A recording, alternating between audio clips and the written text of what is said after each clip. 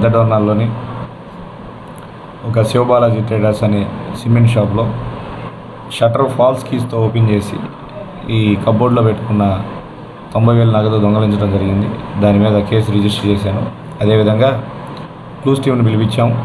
ఖచ్చితంగా ముద్దాయిని అతి త్వరలో పట్టుకుంటాం. షాప్ కీపర్లందరికీ విజ్ఞప్తి ఏమనగా, మీ యొక్క షాపుల్లో ఎటువంటి పరిస్థితుల్లో ఈ డబ్బులు పెట్టుకోవద్దు.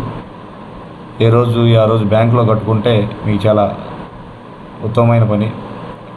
లేని సమయంలో ఏదైనా సేఫ్ లాకర్ ఇంట్లో కానీ ఎక్కడైనా పెట్టుకోవాలి. షాప్లో వదిలేసి ఊరి చివరిలో ఉన్న షాపులు వీటన్నిటికీ గస్తీ తిరుగుతున్నప్పటికీ మీరు జాగ్రత్తలో మీరు ఉండాలి. ప్రతి ఒక్కళ్ళు సీసీ కెమెరాల ఏర్పాటు చేసుకోవాలని తెలియజేస్తున్నాను. Thank you.